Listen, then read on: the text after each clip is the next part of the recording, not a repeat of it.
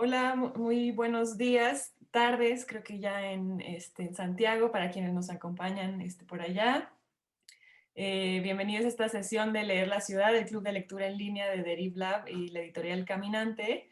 Hoy le doy la bienvenida a Lorena, a las dos Alejandras, Alejandra Moffat y Costamaña, y a Carolina Melis, quienes van a estar conversando con nosotros el libro Avisa cuando llegues, que fue publicado el año pasado por editorial Bifurcaciones.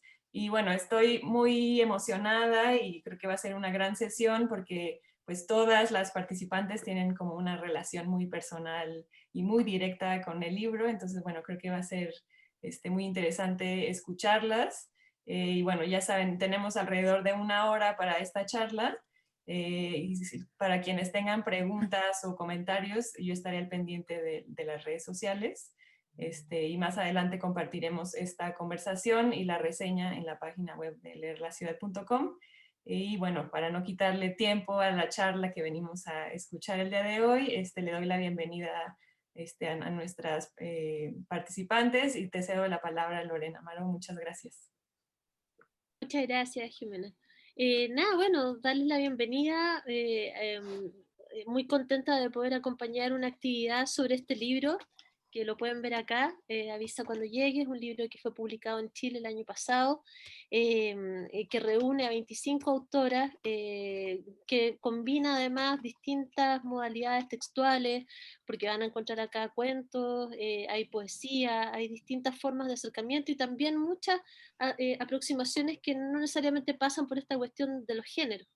Ya el tema, ¿no?, que abordan es el de la ciudad, el cómo habitar, ocupar esos espacios, las mujeres, cómo transitamos por ahí, y la ciudad como un espacio, bueno, evidentemente algo que está muy presente en estos días es como un espacio de violencia, como un espacio, ¿no?, también de demandas, de protesta, un espacio de goce. En fin, yo creo que hoy día la conversación es que hablemos de todas esas alternativas, esas posibilidades para leer la ciudad. Y la primera pregunta que quiero plantearles, para empezar esto que espero que sea una conversación, es una pregunta dirigida a Alejandra Costamaña, que es una de las compiladoras de este libro. El libro lo compilaron Alejandra Costamaña con Carolina Melis, para la editorial Bifurcaciones. Alejandra Moffat es una de las autoras que están en este libro. Estamos muy contentas también de tenerla aquí hoy día porque Alejandra vive en México, entonces no ha estado para las actividades que se han hecho en torno al libro en Chile. Es una de las cosas buenas que puede tener el Zoom. Hay otras que no nos gustan tanto, pero esa es buena. Y la primera pregunta que quería plantear para abrir, es a Alejandra, sobre el recorrido de este libro, un libro que fue publicado en agosto de 2019, antes de que en Chile se produjera el estallido social, que estamos celebrando acá este domingo, un año desde que se produjo. No sé bien cómo traducir, o lo podemos hacer en esta conversación, el impacto que ha tenido esto en Chile, el impacto que tuvo en la ciudad, el surgimiento, ¿no?, casi de un libro en los muros de la ciudad, está todo tapizado de texto. Y claro, cómo resignificar después de ese estallido social y después también de la pandemia, en que todos nos hemos visto recluidos, ¿no?, en que hemos dejado deshabitados esos espacios o a los que estamos volviendo muy lentamente. ¿Cómo se resignifica entonces Avisa cuando llegues a la luz de estos dos acontecimientos que son posteriores al libro? ¿Cómo lo han pensado ustedes también en las actividades que se han dado posteriormente? Alejandra, el micrófono.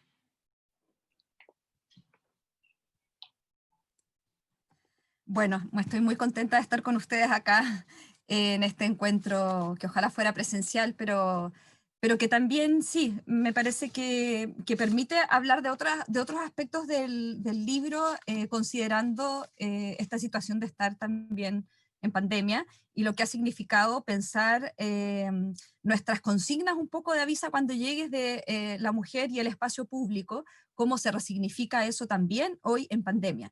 Pero ante todo, yo diría que es un poco lo que tú decías, Lore, antes, de cómo el estallido de alguna forma implicó pensar la calle atravesada por la escritura y atravesada también y signada por una escritura del cuerpo que venía dándose con las mujeres, y yo creo que el estallido en Chile, del que estamos a puertas de este año, del domingo, no se explicaría sin la irrupción de la ola feminista del 2018 en Chile, que partió con las tomas feministas en universidades por una educación no sexista y a partir de los casos de encubrimiento de acosadores y abusadores dentro de las universidades chilenas.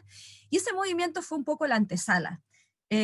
Justo yo tengo acá como esta imagen muy icónica de este libro, del Mayo Feminista, La rebelión contra el patriarcado, que de alguna forma inaugura esta antesala de cómo la calle, que es lo que nosotros de alguna forma planteamos también en el libro, es un lugar con una doble dimensión. Es el lugar donde nos vulneran, pero también donde podemos reivindicar demandas. Y entonces pienso que cuando llega el estallido, también hay otra imagen bien icónica, que es de las jóvenes, las muchachas adolescentes secundarias, ¿no? De la educación de colegios, que saltan los torniquetes del metro, y ahí es donde empieza también simbólicamente esta revuelta.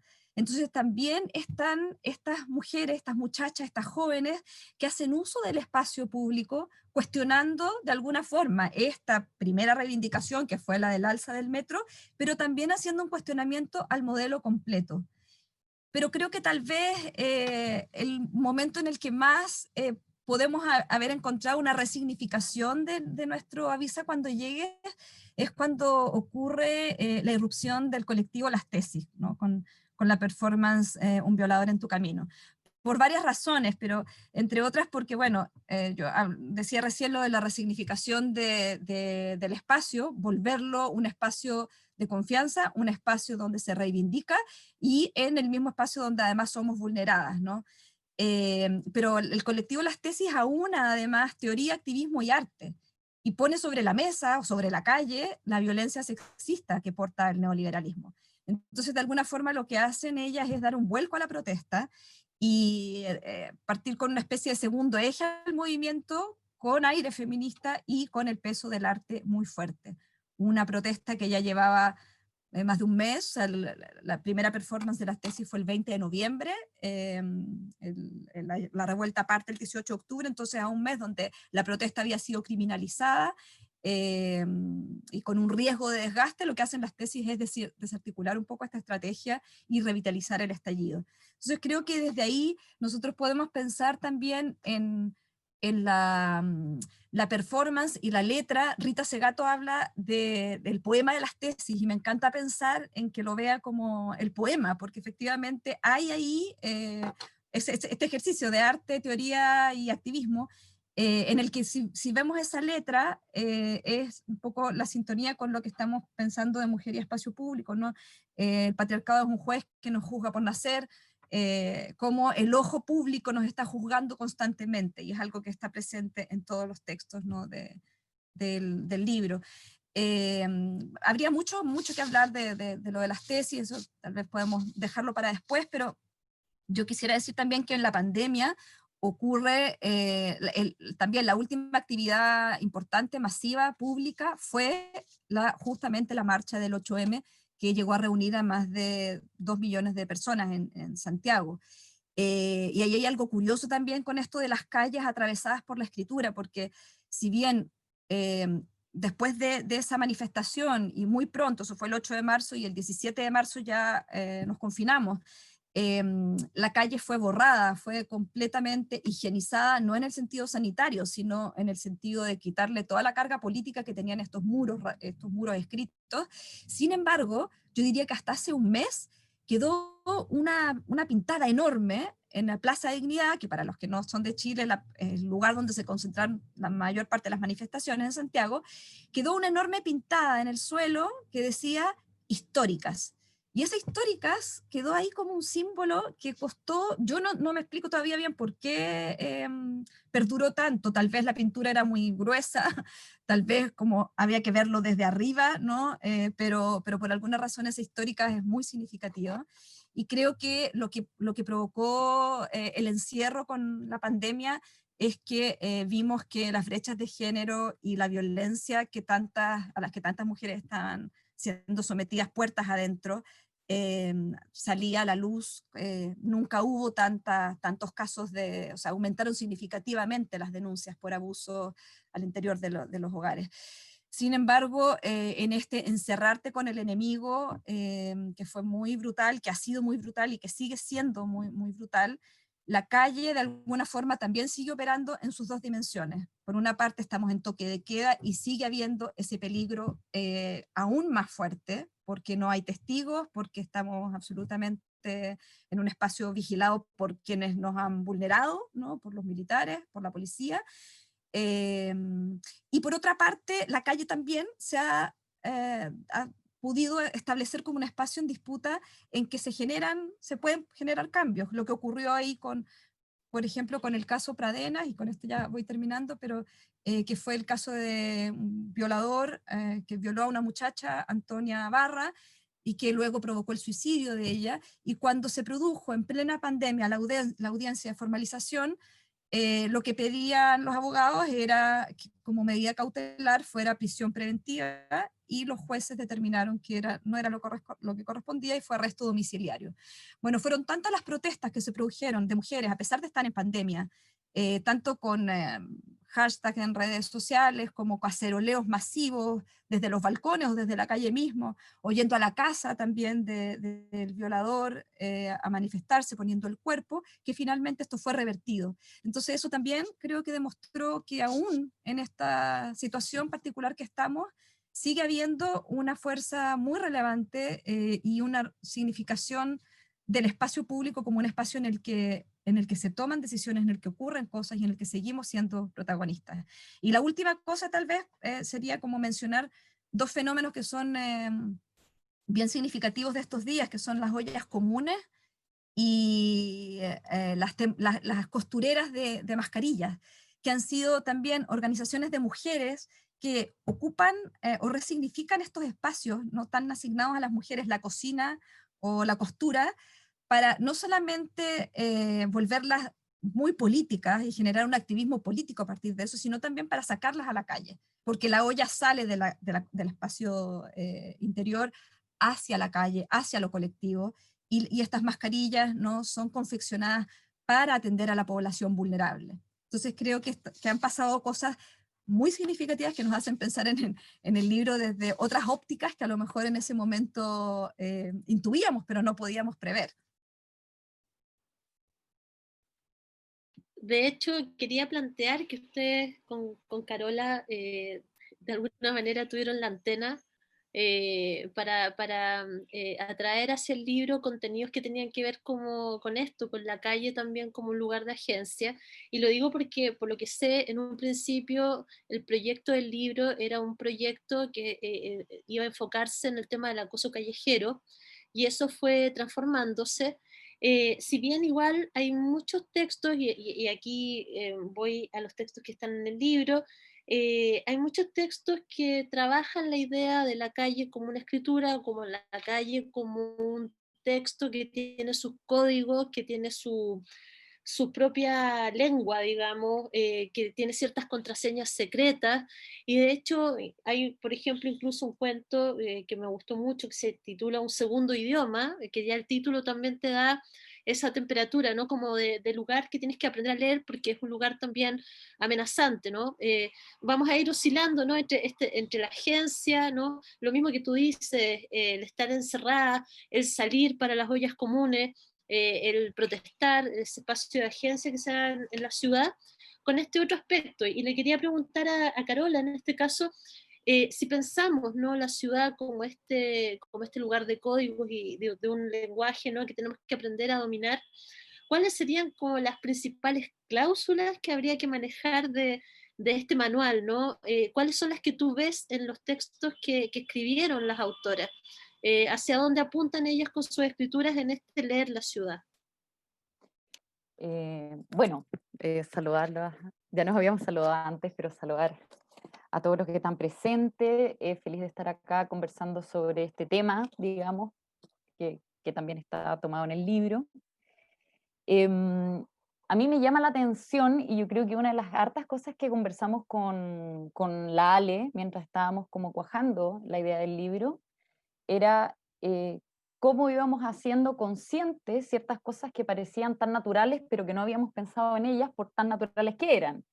En ese sentido, después encontramos, por ejemplo, que Rita Segato hablaba de esos pequeños cálculos inconscientes, ¿verdad? Que hacemos como un ejercicio y que subyace cada vez que salimos a la vía pública.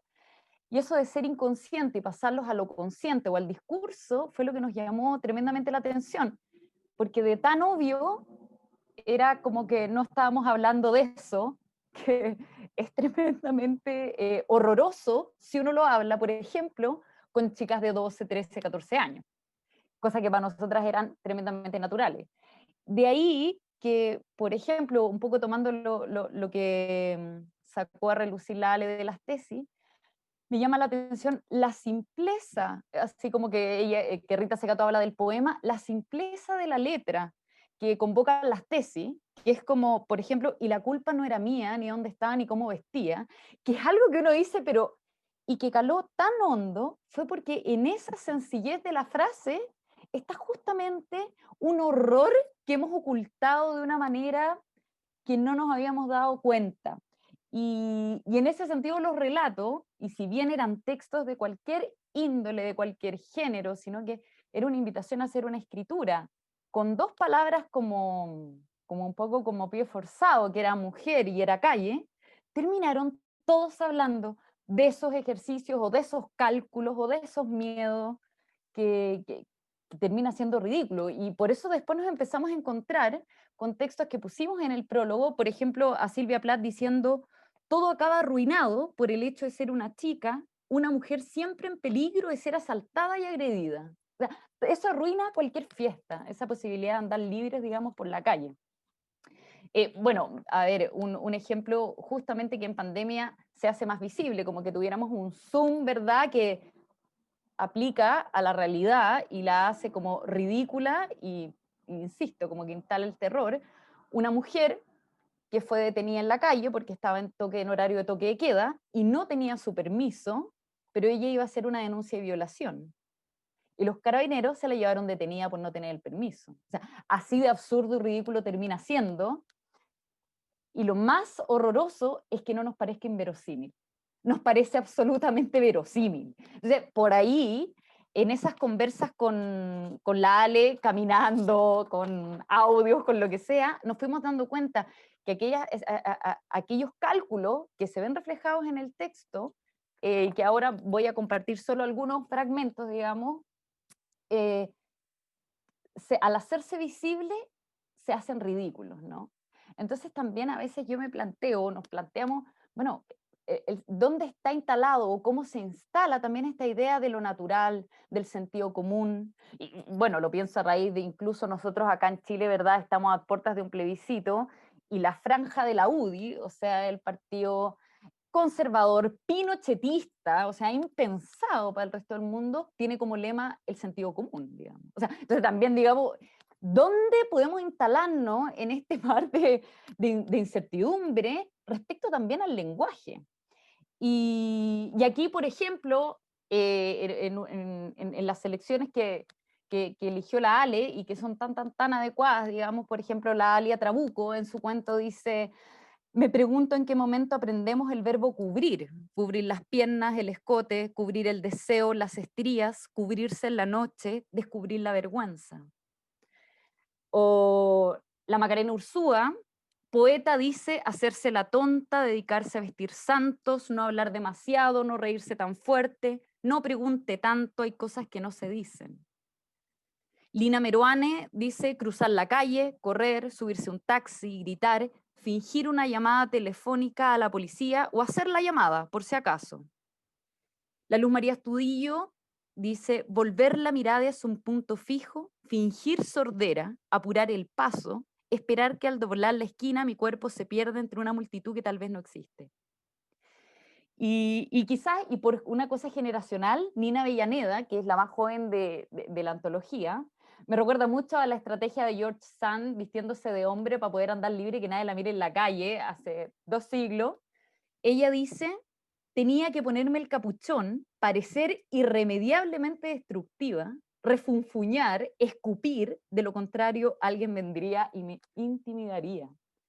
Entonces un poco como las estrategias son tan variadas, pero siempre estrategias, y siento que en los textos que presentaron las autoras se colaban, y nosotros con la Ale fuimos conversando esto y nos fue pareciendo cada vez más ridículo y descabellado, y empezamos a pensar también en las estrategias que nosotras usamos sin pensarlo. Yo me acordé, así como a modo de anécdota, no sé si se acuerdan que para el 98 empezaron los racionamientos eléctricos, al menos en la región metropolitana, y nos quedábamos sin luz hartas horas, digamos, y era dividido por comuna.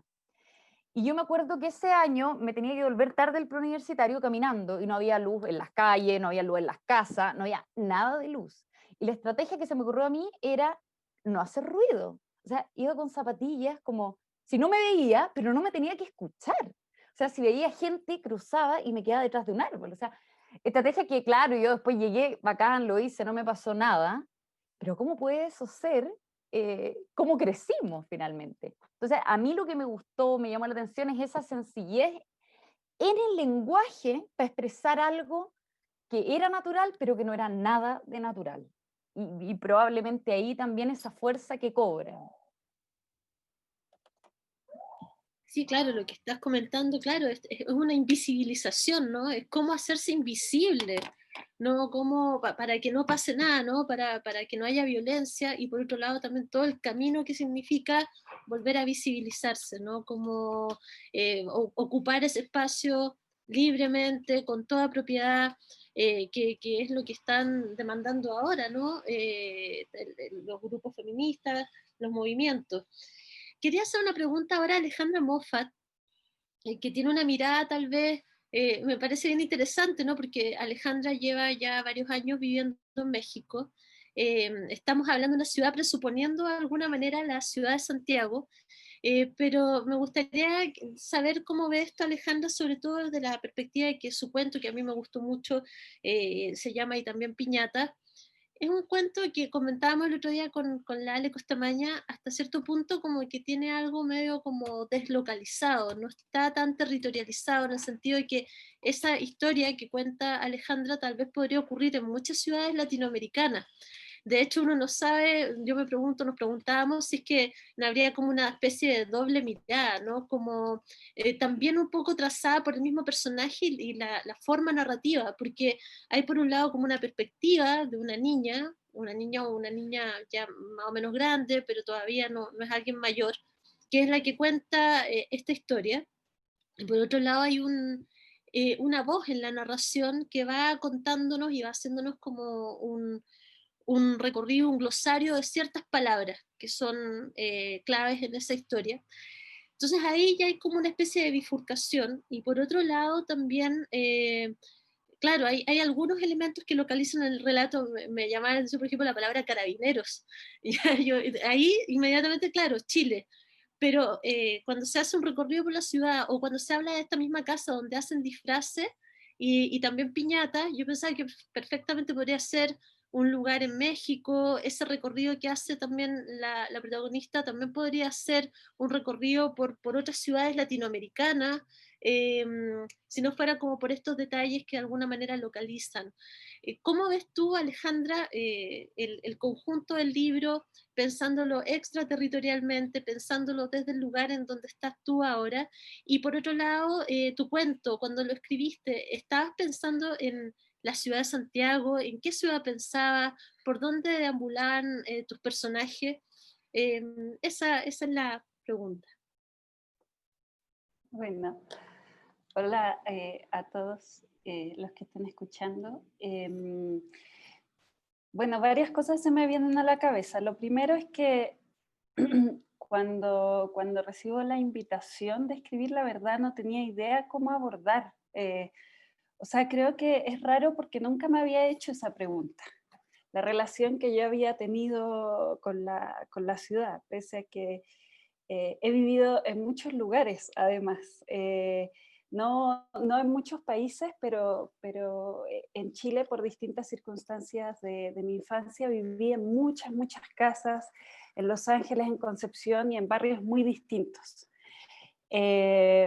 Y por eso yo creo que también se produce esa cosa media como que cuando miro hacia atrás mi historia no puedo mirarla desde un lugar, desde una comuna o desde una casa, sino que me imagino como un transitar. Por la otra vez hacía una lista con mis papás, que los fui a ver en diciembre a Chile, y hacíamos una lista y éramos como 17 casas que yo había vivido con ellos, y viví con ellos hasta los 20 años, entonces realmente era como un transitar, transitar, transitar.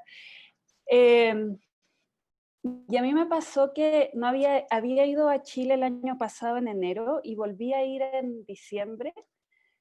Y a mí una de las cosas que más me impresionó de estar en Chile en la revuelta es que entendí, pero visualmente entendí que había cambiado la relación con lo espontáneo, con el espacio público. Y entonces pasaban situaciones que yo nunca había vivido en Chile, como unas mujeres en un paradero que de repente empezaban a gritar consignas, ¿no? Pero de manera espontánea, de acuerdo, como nosotros somos de tal lugar, ¿verdad? De la escuela tanto, y vamos a gritar esto, porque era una relación ya espontánea, como que una empezaba a decir algo y se empezaban a sumar voces y de repente eran 20 mujeres y de repente una mujer se paraba en la mitad de la calle y las otras mujeres la seguían, ¿verdad? Y de repente estaban caminando por Valparaíso y gritando cosas y la gente se sentía libre de sumarse o de observar o de gritar. Y esa libertad yo nunca la había sentido en la calle en Chile. O sea, yo había sentido la organización de tal día nos vamos a juntar, pero no había sentido que había la libertad de pensarse con una libertad en tu territorio, de decidir cómo habitarlo realmente. Siempre esa decisión estaba predeterminada por cosas impuestas, históricamente impuestas, ¿no? Y eso me emocionaba tanto, era tan ridículo que me emocionaba que yo me ponía a llorar todos los días en la calle, o sea, lloraba todos los días porque me parecía increíble, o sea, leía algo que estaba pintado en un banco y era tan emocionante que parecía como una extranjera que no paraba de sacar fotos, que no paraba de emocionarse y decir, esto es cierto, o sea, evidencié la pérdida del miedo, ¿no? Y para mí esa cuestión, no solamente por mi historia personal y la de mis padres, sino por todo lo que yo veo de Chile, creo que fue una de las cosas más revolucionarias que pueden haber pasado. Y que obviamente se reaccionó con una violencia eh, impresionante, bestial, ante la posibilidad de que se perdiera el miedo, porque el miedo es el método de control. Y entonces claro, cuando yo me imagino un transitar desordenado, pues. O sea, me imagino desde el Hospital de Concepción, donde yo iba a la escuela, hasta un callejón donde nací en Los Ángeles, hasta ¿no? Creo que lo que menos me imagino, porque es donde menos he vivido en años, ha sido Santiago, ¿no? Me imagino mucho más la región, y por supuesto que también lo de las piñatas es claramente mexicano, ¿no? Y es también mi relación de habitar las ciudades de México, porque sería como imposible para mí disociar esas dos experiencias. Y ya no me acuerdo qué más iba a decir. ¿Qué me preguntaste? Y ya se me olvidó. Sí, no, Perdón. lo que comentabas era que cuando te pidieron que escribieras para el libro, Claro. era cómo hacerlo. O sea, Sí. Y me di cuenta que había algo como con el disfraz, que para mí era muy importante, que tenía que ver como con cómo uno aprende desde muy pequeña, en distintos contextos son distintos los disfraces que utilizamos, pero que inevitablemente usamos disfraces, ¿no? Y que eso tiene que ver como con simular cosas. Y uno muchas veces en la vida tiene que simular seguridades que en realidad el contexto no te las da. Y que uno tiene que irse poniendo capas para evitar, ¿no? Y para evitar cualquier cosa, tránsitos que pueden ser súper simples. Pero otra cosa que me impresionaba mucho en ese momento que escribí el texto era como esa simplificación de la idea de crisis o de la idea de el asesinato de una mujer o del asesinato de una niña, como cuando yo veía los análisis en la televisión y todo, eran análisis súper simplistas que lo que provocaban era como decir, bueno, casi para detectar la crisis de pareja, usted 5 puntos, ¿no? Como casi esos posteos que hay en Facebook que se dice, y uno dice, o sea, ¿hasta qué punto lo hemos naturalizado que ya hay disfraces para denominar la violencia y para justificar esa violencia y creer que es algo casi como natural y obvio del ser humano y que casi nos tenemos que acostumbrar a eso y que cada uno sobreviva como sobreviva, ¿no? Y por eso creo que escribí el texto así. Ahora, yo reconozco, no soy una persona que como que piense, sino que más bien me lanzo a escribir, pues, y ahí lo que vaya saliendo y confío en lo que vaya saliendo, ¿no? Tampoco, no es que escriba antes algo teórico y después pasa el texto, sino que inmediatamente nada, van saliendo ahí las cosas. Sí, ahora que decías lo de la emoción, creo que muchos lo sentimos en esos días, salir a la calle y ver esta nueva forma de vincularse con la calle.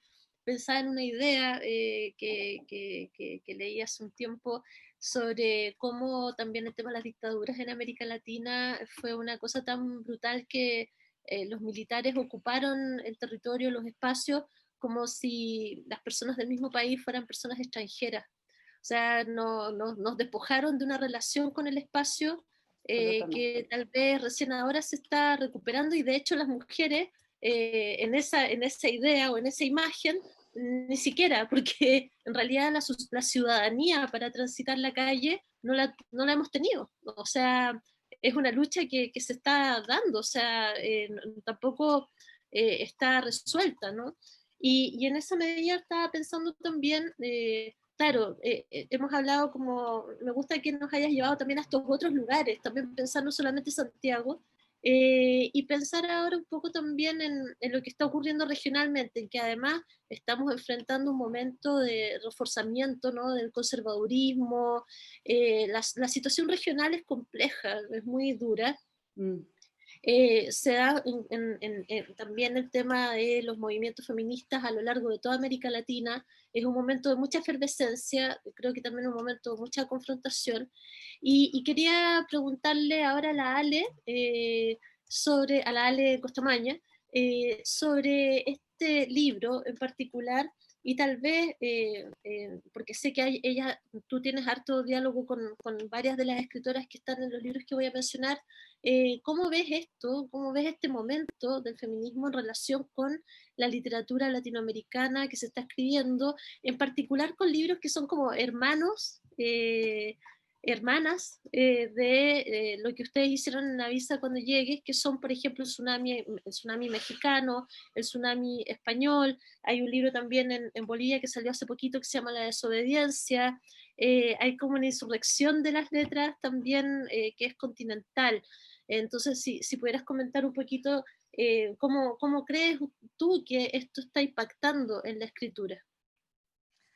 Ok, vi que por ahí me aparecía un cartel de que mi conexión estaba inestable, así que espero, ustedes me avisan si no me escuchan. Ya, perfecto, y ahí buscamos un plan de emergencia. Pero sí, claro, los libros que mencionas, Lore, es muy significativo, porque yo antes hablaba también el Mayo Feminista, el que salió por LOM en el año 2018, quizás como uno de los primeros, pero que apuntaba mucho más a esa situación que estaba, a ese despertar. Incluso ahí es bonito porque se habla de un estallido feminista, antes de que la palabra estallido nos resonara desde otro lugar. Y luego estos otros libros que tú mencionas, La desobediencia, que es este libro boliviano, Los dos tsunamis, mexicano y español, y Nuestro Avisa cuando llegues, aparecen todos en torno a fines del 2018 o comienzos del 2019, están muy cercanos. Y creo que, claro, es un momento histórico de denuncia de violencias en que también está con mucha resonancia el Me Too, el Ni Una Menos, como todas estas visibilizaciones que parten con el tema de la violencia y que luego se expanden hacia otros lugares más amplios, ¿no? Como que a mí lo que me parece interesante es pensar cómo el feminismo ha impactado en sacudir las cosas desde el ángulo en que solemos o solíamos verlas, ¿no? Y eso naturalmente tiene un correlato con la escritura, o sea, no solamente quiero decir que es un activismo, pero también, y ahí nuevamente como que no puedo evitar como pensar en lo interesante de las tesis, porque es pensar el activismo y el arte y la teoría en una especie de diálogo permanente. Y si pensamos en el feminismo como un lugar de la incomodidad, ¿no? de la ruptura de un orden canónico, lo que se va removiendo también es la manera de pensar la escritura y la lectura de hoy. Y ahí entonces me parece que han pasado cosas muy interesantes que empiezan a desarmar, a rediscutir, a volver a instalarse, que parte desde, bueno, a lo mejor no siempre mirado de manera consensuada, pero a pensar, por ejemplo, en las nociones de autorías, ¿no?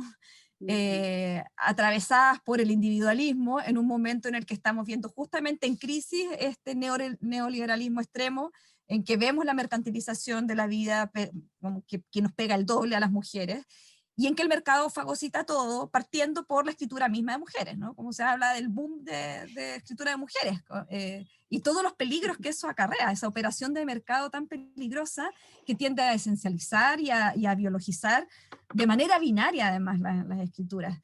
Entonces, me parece que es interesante varias cosas que van surgiendo de ahí. Digo lo de las tesis, por ejemplo, pensando en lo de las autorías, en cómo ellas, por una parte, hay un ejercicio de desapropiación ahí, que parte en diálogo con Rita Segato, justamente con las tesis de Rita Segato, para hacer una especie de bajada corporal, una bajada masiva, pero también expandiendo ese marco conceptual, y luego, y quizás esto es lo más interesante, entregándolo comunitariamente. Es decir, hay ahí un diálogo, una autoría y un desprenderse de la propiedad para generar escapar de la figuración individual y volverlo un ejercicio colectivo. Yo creo que eso sería como, claro, podemos encontrar algunas réplicas o ejemplos con distintas estrategias también en escrituras, en páginas, ¿no?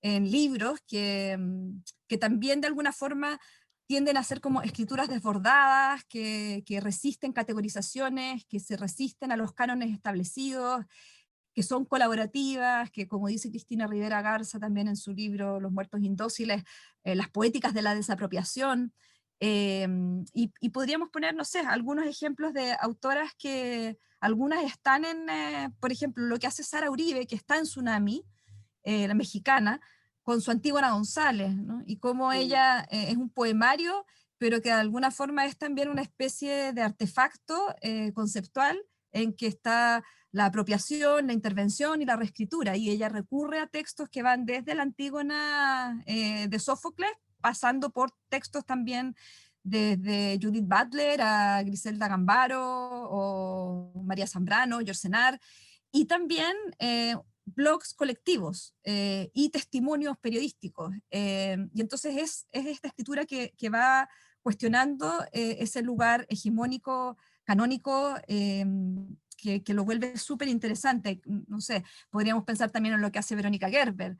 No me estoy quedando en México, pero es que es súper interesante lo que está ocurriendo también, no casualmente, por el tipo de violencia y cómo esta violencia sostenida también, de alguna forma, lleva a pensar esa necropolítica, lleva a pensar también en una necroescritura, como dice Cristina Rivera Garza. Y lo que hace entonces Verónica Gerber con su trabajo con La Compañía, por ejemplo, en que dialoga con un relato de Amparo Dávila, pero a partir de eso también es la forma de pensar, abordar el extractivismo, las formas de explotación que corresponden al sistema neoliberal extremo, que trata la tierra de alguna forma como trata también a estos cuerpos de mujeres, ¿no? O sea, el sistema que establece zonas de sacrificio, que supone vidas vivibles y vidas sacrificables en nombre del progreso, y que aplica a la naturaleza o al medio ambiente, pero también a los cuerpos de las mujeres. Entonces, todas estas formas de pensar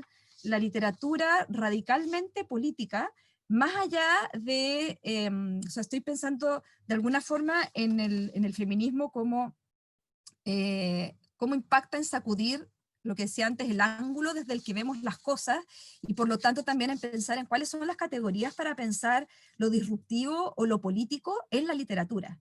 Y creo que ahí se vuelve súper interesante el pensar como en salir de un contenidismo, en no pensar que las historias son más disruptivas o más feministas porque la trama así lo diga, porque el contenido así lo diga, sino más bien pensar que es desde el lenguaje, es desde justamente el peso, cómo se tuerce el lenguaje, cómo se disloca la mirada, ¿no? Cómo se ponen en cuestión las jerarquías dentro del texto, que es algo profundamente disruptivo, político y feminista, si se quiere, desde un lugar menos obvio, ¿no? Cómo se huye, por ejemplo, de la hegemonía del conflicto central. Ayer lo hablaba un poco de esto también Lucrecia Martel en términos del cine. Y yo creo que entonces son como toda la cultura y todas las artes que vuelven a ser pensadas desde un lugar donde la resistencia aplica desde la gramática, más que desde la temática.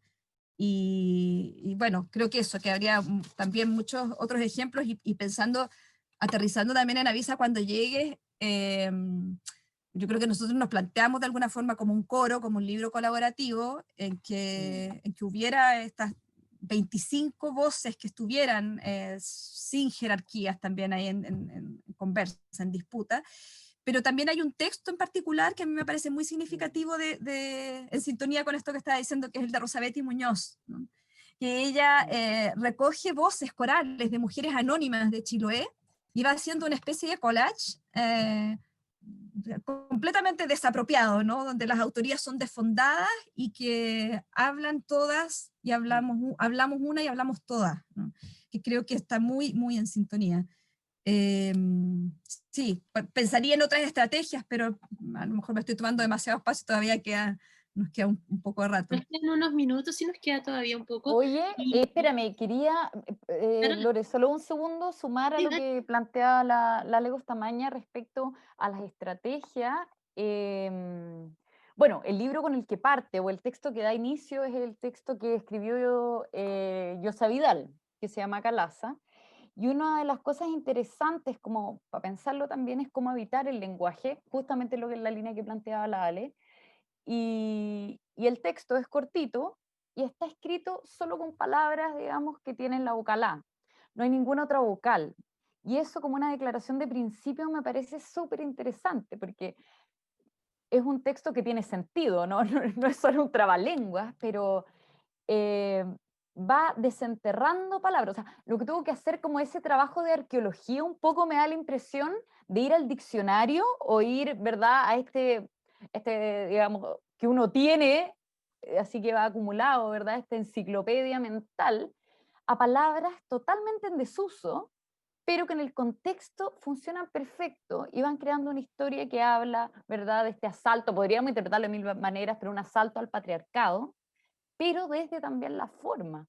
Entonces, y termina así, y solo como, es interesante además cómo suena, porque al final termina teniendo otro ritmo, otro sonido, y es otra estética. Dice, las razas altas tapan las casas a trampas alambradas, mas nada parará a la calaza. La manada ácrata llamará a la calma para cantar ya la más astral hazaña. Me parece así como genial. Entonces, creo que algo que sí pasó en el libro fue que en esa invitación a escribir, las estrategias se fueron difuminando. No era solo una estrategia y no era solo el argumento, no era, sino que se fueron complementando diversas formas inesperadas también de poder hablar esto, ¿no? Como eso. gracias, Carola.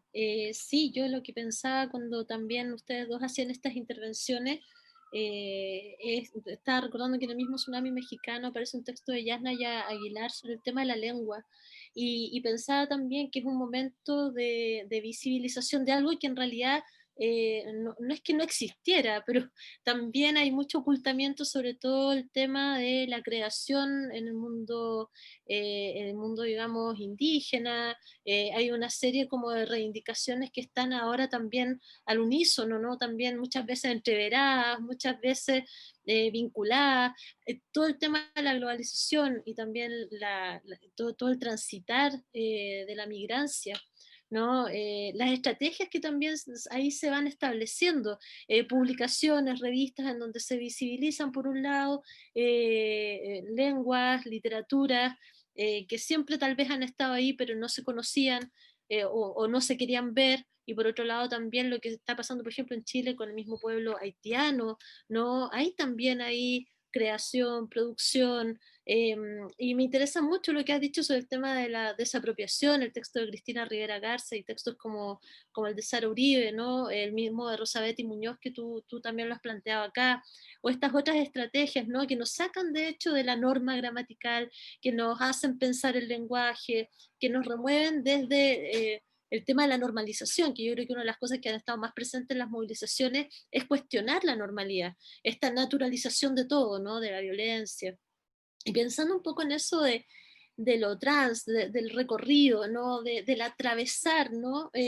Quería invitar a Alejandra Moffat si pudiera leernos, porque también quisiera como que la gente que nos está escuchando, hasta ahora creo que no hay preguntas, me han dicho por interno, si algunas consultas sobre cómo conseguir el libro, les voy a después dar la palabra sobre eso, pero me encantaría que Alejandra leyera un fragmento de su cuento en donde precisamente hay un recorrido, ¿no? Para que después también podamos hablar un poco de eso, porque tengo una pregunta para Carola o para que complemente a Alejandra sobre esa idea del recorrer la ciudad y cuáles son los recorridos de la ciudad o las cartografías. Alejandra. Aquí estoy. Moffat, para aclararlas, Alejandra. Para aclarar las tocallas. Ok. Me bajo en el paradero de la zapatería y camino 2 cuadras para llegar a la tienda de géneros. Paso por una farmacia, una fotocopiadora, una cerrajería, un galpón donde guardan sacos de harina, una casa abandonada, un bar y un taller mecánico. Del galpón casi siempre me gritan cosas. Son 3. El mayor debe tener 12 años. Que mi reina, que cosita linda, que mis piernas, que mis ojos, que me podrían lamer. Yo me acerco rápido al kiosco y simulo estar interesada en los diarios y las revistas que ya están desteñidas por el sol. Ellos se ríen y después vuelven al trabajo. Sí, ese recorrido, yo por lo menos cuando lo leí pensaba, no sé, en Santiago. Yo siempre he estado en Santiago y pensaba en zonas como San Pablo, la Estación Central. Hay tantos barrios, ¿no? Donde se puede ir a comprar, esta persona va a ir a comprar, esta niña va a comprar materiales para los disfraces y para las piñatas. Y por lo mismo la pregunta sobre los recorridos y sobre cómo los construimos imaginariamente, iba también una vez más de nuevo al tema del estallido social, pensar los recorridos, y en el caso del estallido social y lo que hemos estado viviendo en Chile en los últimos días, había una imagen que comentábamos el otro día con la Carola, con la Alejandra Costamaña, que es la imagen que vimos hace pocos días de un chico arrojado desde un puente al río Mapocho. Y pensaba en la trayectoria, en el recorrido que tiene que ver con el río, con el parque forestal. Hay como ejes de la ciudad, ejes comerciales, ¿no? Y está este eje, que es un eje muy curioso, porque es eje de las protestas, es un eje de la represión, es un eje que nos recuerda esta memoria trágica, ¿no? Y oscura, siniestra de la dictadura. Es un eje que también nos lleva a los encuentros sexuales prohibidos en el parque forestal. También en el mismo libro hay un texto de Marcela Trujillo que nos pone en el escenario de la violencia, en ese mismo eje, ¿no?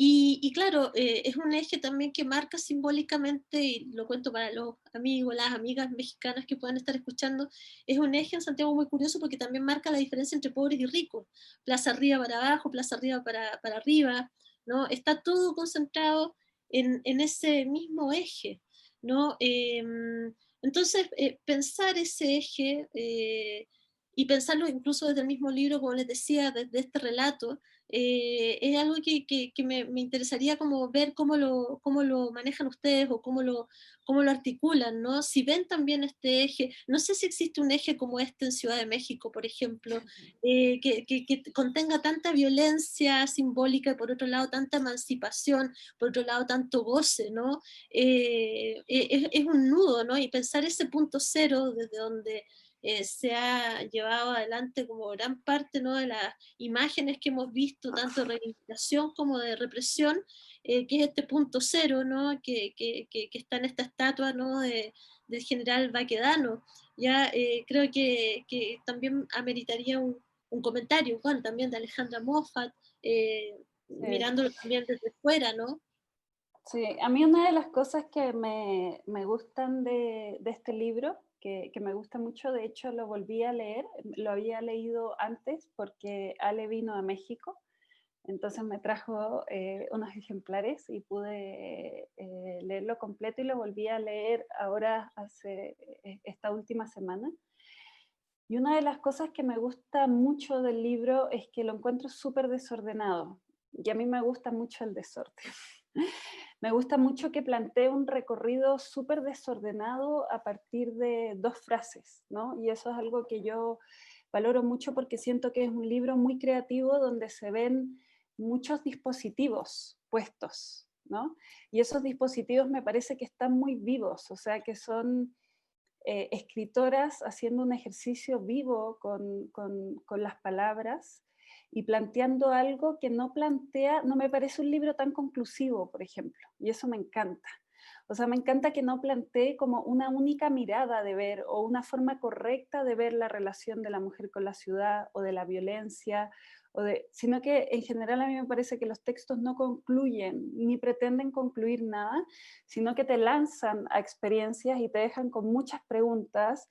Y hay veces que uno lee un relato y como que dice, no, espérate, tengo que digerirlo, voy a hacer tal cosa y después vuelvo y uno queda encantado con la musicalidad de las palabras y dice, no, espérate, quiero quedarme en esta tonada un rato más y vuelvo. Y eso me fascina porque hay algo que pasa, siento yo, y que a uno le pasa mucho también, siento mi experiencia de haber vivido mucho en región, que empieza a pasar que el relato hegemónico se construye de muchas formas, ¿no? Y también se construye desde la capital, pues, de decir qué es lo que simboliza algo y qué es lo que va a resumir una experiencia, o qué se va a transformar en ícono de algo. Y en ese sentido a mí me parece que las tesis son revolucionarias en muchas formas, desde que, por ejemplo, son de región. O sea, eso a mí me parece fundamental, porque lo lógico quizás hubiera sido, o sea, lo lógico como en la construcción de nuestra historia hubiera sido ver ese movimiento en Santiago y ese movimiento en la Plaza Baquedano, pero cuando de repente lo vemos en la mitad de Valparaíso y de repente se transforma en algo mundial, que ya en el Zócalo hay miles de mujeres, ¿no?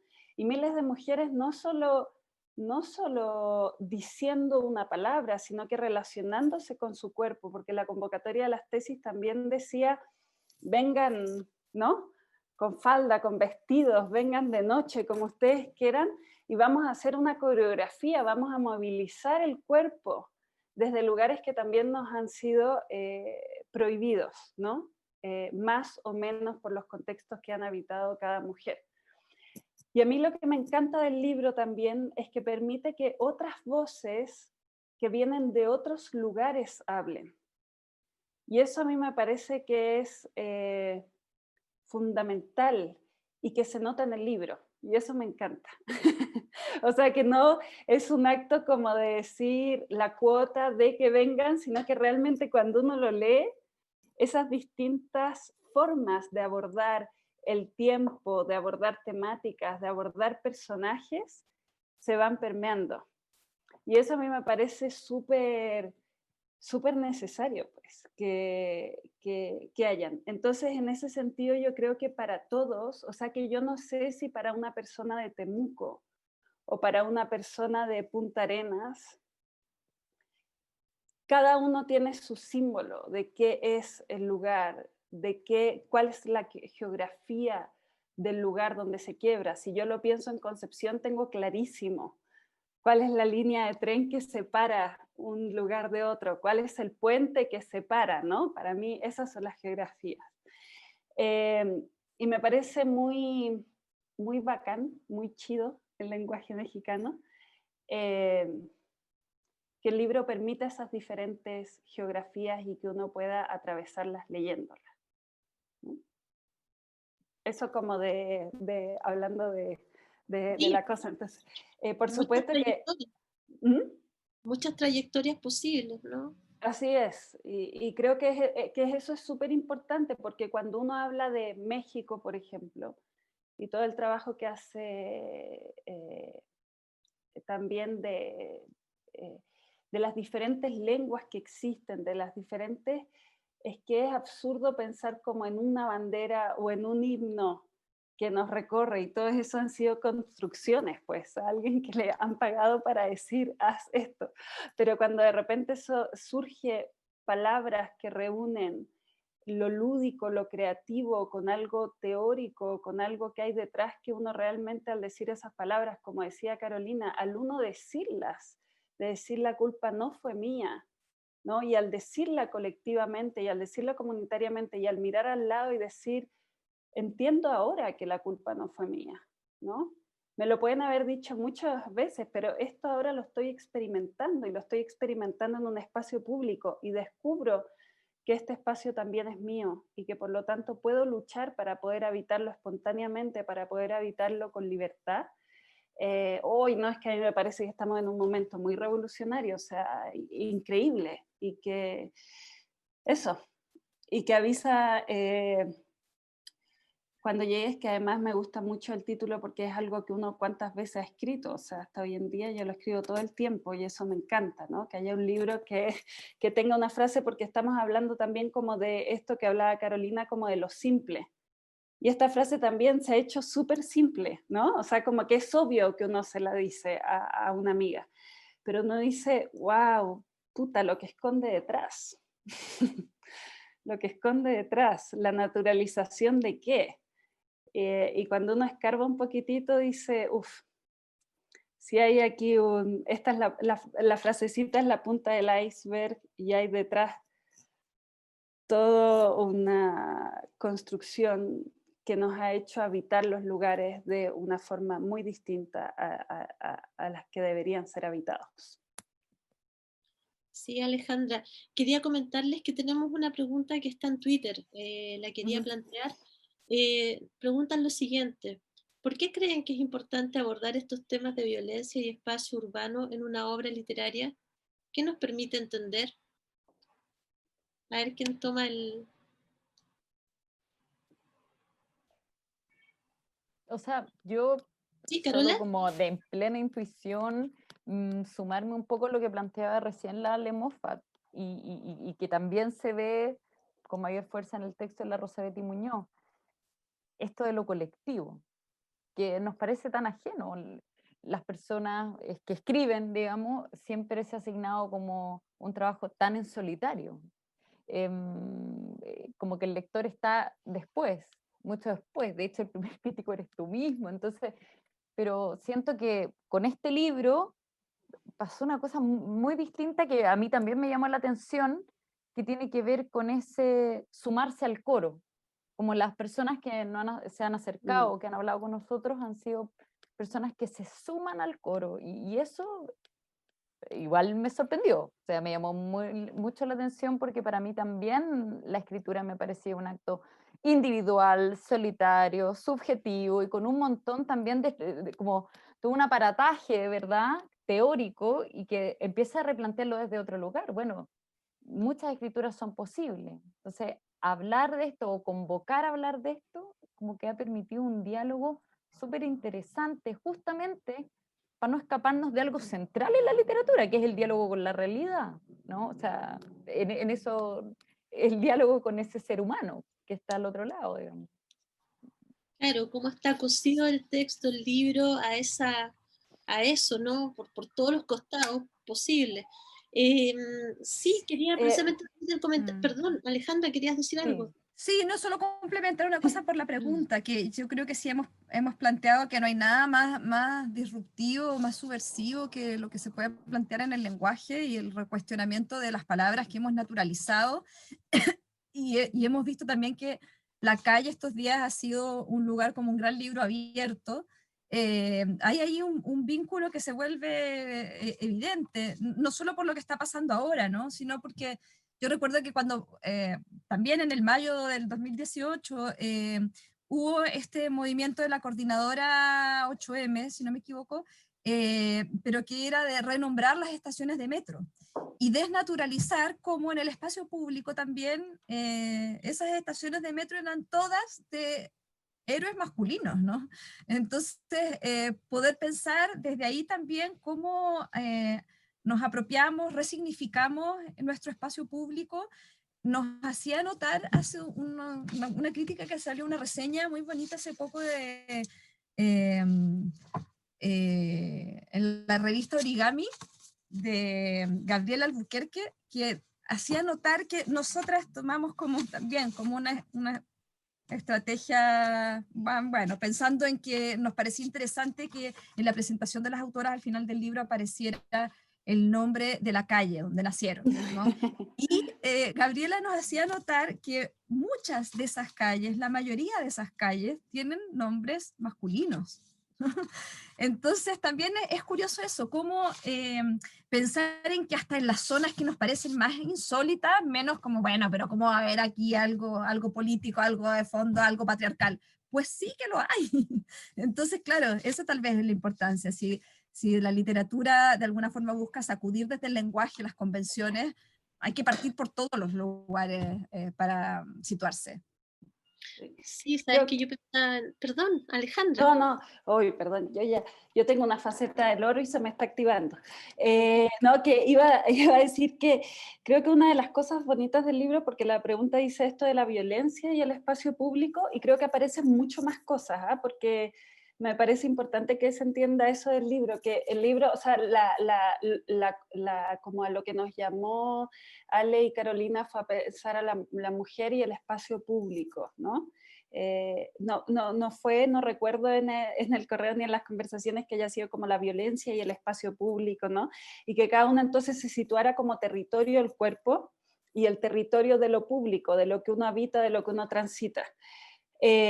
Y aparecen muchas cosas y aparecen muchas voces también de abordar la violencia y de abordar otras cosas complejas que tienen que ver incluso del reconocimiento del cuerpo, o sea, cómo uno mira su propio cuerpo, cómo uno mira el cuerpo a través de la mirada de los otros. O sea, a mí me parece que el libro es difícil de resumir en ese sentido, porque cuando yo lo leo atraviesa muchos temas. Y lo otro es que me gustaría como que el entender, para mí, no tiene que ver solamente con una cosa racional. No sé si estoy completamente equivocada, es probable, pero como que yo no entiendo tanto las cosas a veces cuando me las explican como resúmenes, como, mira, de esto se tratan las cosas, sino cuando paso por las experiencias, ¿no? Y para mí leer tiene que ver con vivir una experiencia. Y el libro te lleva a tantas tantas diversas experiencias desde las palabras que es mucho más que entender algo o que poder explicar algo, sino que realmente son viajes. Y los viajes sensoriales y los viajes de imágenes y los viajes de... Entonces es una experiencia transformadora la lectura. Por eso yo siento que es tan importante en nuestras vidas. Claro, los viajes se recuerdan, ¿no? Y son tan transformadores. Y de hecho, bueno, pensando en cómo entender o cómo, y tal vez también volviendo a esa misma pregunta, ya como para ir cerrando, y tenemos todavía una última pregunta, pero yo quería igual hacer un pequeño comentario. Pensaba en uno de los textos que me gustó mucho, que se llama Ríos de Tinta, de Lavero Jiménez, en donde vemos a una mujer que va como caminando sin rostro por las calles, por la calle Andes, dice, vamos a ir descubriendo que esa mujer es una poeta popular que es Rosa Araneda, pero claro, cuando ella camina sola por la calle, es observada, esto que tú decías, cómo también se va construyendo desde las miradas, ¿no? Está siendo observada por otras mujeres, hay maledicencia, ¿no? Si es una chusquiza, si es una escritora, hay algunas que la reconocen, ¿no? Y pensar desde de esa imagen en solitario, y ahora que también hemos hablado tanto de lo individual y lo colectivo, y cómo pensar también lo colectivo, pensaba en esa imagen de hace más de un siglo, y pensaba en esta imagen que fue tan importante en este estallido, que me la hacía notar el otro día Lale Costamaña, el momento en que las mujeres se suben a esta estatua que hasta ahora siempre había estado ocupada por hombres, ¿no? Y ellas se toman ese lugar, ¿no? Y en conjunto, ¿no? Como grupo, como... Entonces, me parece que también, ¿no? Hacer dialogar las imágenes, generar como una especie de dialéctica de una imagen y otra, también nos permite entender cómo la literatura, la creación artística, ¿no? Todo lo que se está viendo en las calles, ¿no? Toda la creación que hay popular, te puede llevar a otros lugares, ¿no? Puede articular nuevas escenas, nuevas imágenes que son las que queremos ver y habitar. Hay una pregunta última también que les iba a leer. Dicen, a un año del libro, ¿qué nuevas ideas han aparecido o qué otras voces hay que sumar al coro, sobre todo pensando en este año 2020 de encierro? ¿Qué ha significado eso para las ideas que el libro presenta? Un poco tal vez ya para ir cerrando, redondeando, y que no nos olvidemos también antes de cerrar de comentar cómo se puede conseguir el libro. Vuelve un poco sobre el tema de la pandemia, veo yo la pregunta. Sí, también qué nuevas ideas. Bueno, creo que de alguna manera algo decíamos al principio, no sé si quieren hacer como Sí, una... bueno, sí, yo muy cortito diría que en algún momento, un poco como un chiste, pero que creo que fue una de las autoras, Yosa Vidal, justamente, de la que Carolina leyó recién un fragmento, que ella decía que estos eran tiempos cuando estábamos con el confinamiento al máximo, de más bien decir avisa cuando salgas, ¿no? O sea, el peligro que podía haber nada, ese otro peligro que estaba ahí en la calle. Eh, pero yo creo que justamente estamos en un momento en el que son tantas las disputas que están ahí. Estamos, bueno, estoy pensando en Chile y nuestro momento destituyente, constituyente, que creo que nuevamente el asunto como de las autorías vuelve a quedar un poco en suspenso esas autorías individuales para pensar en el colectivo y en la calle y en los muros, que yo espero, confío en que se van a recuperar, y más bien en que estamos en un momento de armar archivos.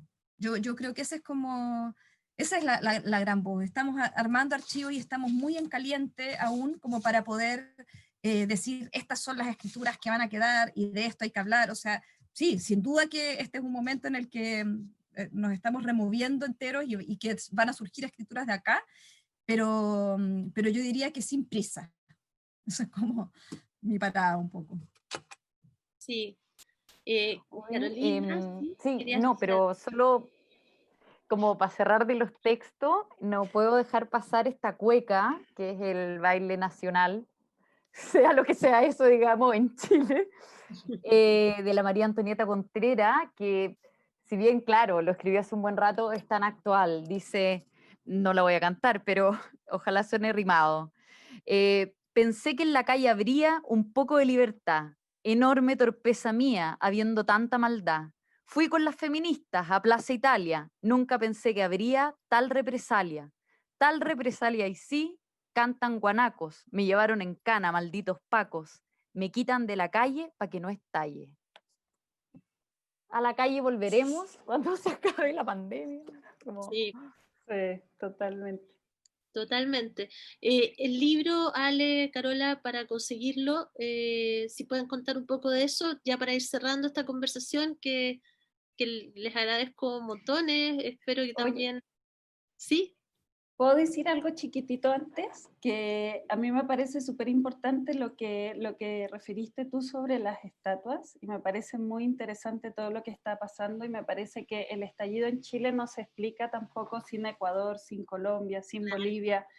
Lo que acabamos de ver hace 2 días en Bolivia, esta estatua de Isabel la Católica vestida de chola, o sea, toda la resignificación que ha ocurrido y también la historia que queremos que nos represente y la historia que nos han contado los libros de historia todo el tiempo y las estatuas que nos han representado y que de repente uno sale en la calle y dice, esto no me representa y lo tiro abajo o me subo arriba y ahora yo empiezo a construir la memoria que colectivamente vamos a construir. Y en ese sentido me hace mucho eco con lo que dice Ale, la tocaya de ir recolectando, ¿no? Porque realmente siento que es un movimiento de una nueva memoria que se está construyendo y que uno mismo está descubriendo una historia que para uno era desconocida y que cuando pasaba por la calle, pues que uno ver a Cristóbal Colón cada 2 cuadras no te llamaba la atención, ¿verdad? Uno lo tenía súper normalizado. Y uno de repente dice, puta, o sea, este es un signo de completa violencia horrorosa, y que nos han hecho desfilar cuando éramos niños frente a estas estatuas y rendirle honores, y de repente uno dice, ¿sabes qué? Votamos a estas estatuas. Y eso es algo que está pasando en toda Latinoamérica, y eso también me parece, y además muchos de esos movimientos guiados por las mujeres, o sea. Claro, de crítica y reapropiación de los signos, súper potente. Y este libro tiene que ver también con eso, pues, absolutamente que ver con eso. Y si lo quieren leer, ¿cómo lo encuentran? Bueno, eso, justamente, y porque tiene todo el sentido con lo que acabas de decir, Ale, el libro tiene una versión, bueno, tiene una versión en papel que es preciosa, que además la ilustración es de Alejandra Costa, bueno, hermosa, pero también se puede encontrar en digital, la versión digital que es gratuita, y porque la idea es que justamente el libro pueda circular libremente por todo el espacio público, por las calles, por los colegios, por las oficinas, por donde quieran llevarlo. Y entonces recuperar también, hacer de este lugar de espacio público un lugar donde puedan habitar las palabras. Así que búsquenlo en la página de la editorial Bifurcaciones, y ahí pueden descargarlo gratuitamente o encargarlo para comprar si quieren. E imaginar recorridos múltiples, ¿no? También al leerlo. Jimena, nos está acompañando. Muchas gracias por esta hora muy interesante de conversación. Creo que me quedo mucho con esta pregunta que les hacía, ¿no? De cómo las letras y la literatura nos puede ayudar a tal vez no entender, pero hablar desde otras perspectivas, ¿no? Para mí esto es muy interesante y tenerlas a ustedes aquí súper enriquecedor, porque normalmente nuestras invitadas o invitados son más como técnicos, ¿no? Así urbanistas, arquitectas, sociólogas, y creo que esto nos permite eso, como enriquecer la conversación y tal vez poder llegar a otros rincones con estas perspectivas y con estos mismos círculos, ¿no? Que se van sumando y que nos permiten llegar a otros lugares, ¿no? de Latinoamérica, pero también como otros rincones, no sé, como de nuestras profesiones o de los lugares donde nos desenvolvemos nosotras desde pues, nuestra carrera, digamos, ¿no? Entonces, no, nada, muchísimas gracias. Siempre me cuesta mucho trabajo tener que ser yo la que detiene estas charlas porque son muy interesantes y podríamos seguir y seguir, ¿no? Pero bueno, entiendo que todas tenemos otras actividades y demás, pero bueno, muchísimas gracias. Recordarles otra vez que la reseña del libro va a estar disponible en unos días en la página web, que es esta de leerlaciudad.com. Ahí también vamos a poner un enlace directo a que, por si la gente quiere descargar este libro, en específico está genial que esté disponible en su versión gratuita y digital, porque pues hay mucha gente que nos escucha y nos sigue desde otros lugares que no es precisamente en Chile. Hemos tratado de convencer a Bifurcaciones de que nos envíe algunos, pero bueno, entiendo que estamos lejísimos, ya veremos cómo podemos hacer para resolver ese tema, pero mientras tanto eso, está como la versión en línea, que se puede conseguir ahí muy fácilmente, como nos decía Alejandra. Y bueno, esta conversación estuvo transmitida, pero también la vamos a subir a la página el canal de YouTube y a esta misma página de leerlaciudad.com. Y nada, bueno, muchísimas gracias. Y bueno, nos encontraremos pronto. Un placer. Muchas gracias. Muchas gracias. Gracias. Gracias, muy bien. Vieron. Sí. Estén bien. Bye, gracias. Abrazos.